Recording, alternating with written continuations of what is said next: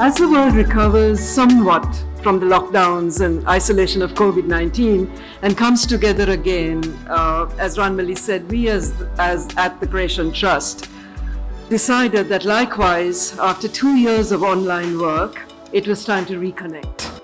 Our aim this evening is to purposefully celebrate good literature. And as a community of writers and readers and supporters of the arts in general, come together to acknowledge and congratulate this year's long and short list and the final winner.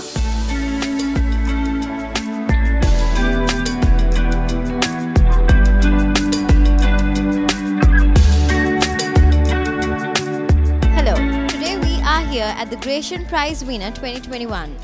We have Ashok Fairy, the winner of this year. Hi, how are you doing today? Oh, very well now. Thank you. Very, very good. All right, so tell us a bit about your book. It's kind of a strange book. It's not what a normal Ashok Fair reader will expect. It's not just all ha he this time. Sometimes I play it for laughs. This one, actually, I alternate. One book tends to be very light and very funny. The next one tends to be sad and gloomy. This is one of the sad, gloomy ones, but it has redeeming features. So it's not all crying either. All right, so how do you feel about winning? Oh gosh, I can't believe it. Actually, I can't believe it because 25 years I've been writing and never won a thing, as I said. So the shock hasn't hit me yet. It'll probably hit me tomorrow. All right, so what is your message to the people out there who's willing to publish a book?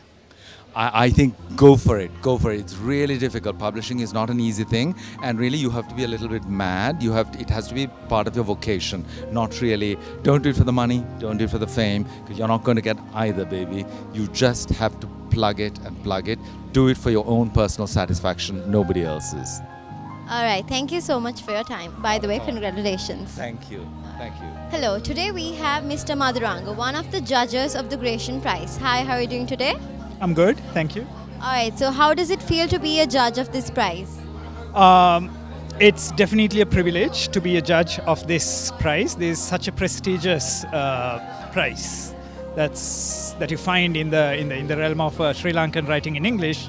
So I was very happy when I was contacted and asked whether I would be willing to be a judge for this, and I said yes.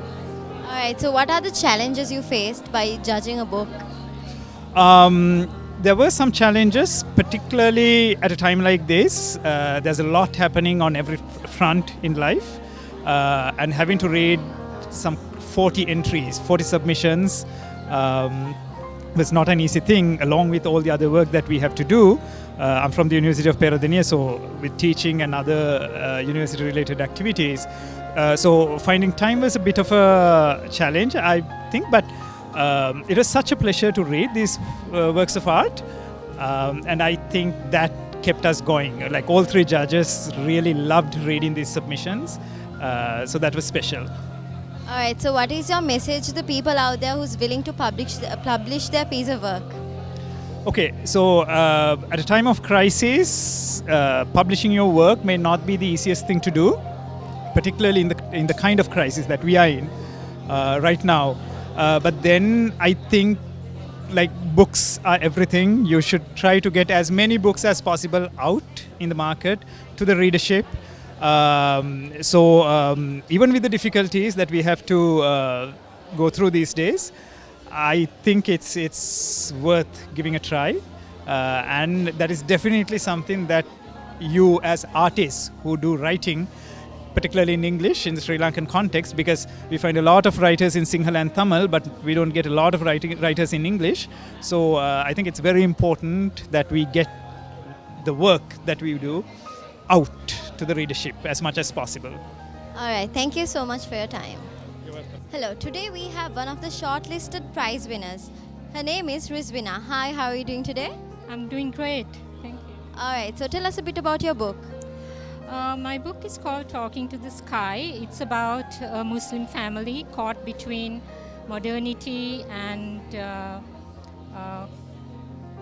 kind of a rising conservatism, and also, the backdrop of the story is, of course, the post-Easter attacks. I mean, there was rising, anti-Muslim sentiment.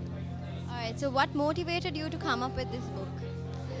Well, I was always interested in the matter of, how faith is interpreted by various people. What faith means different things to different people, and I also, on my part, I always had an ambivalence about my own religion, but I also wanted to kind of belong to it always.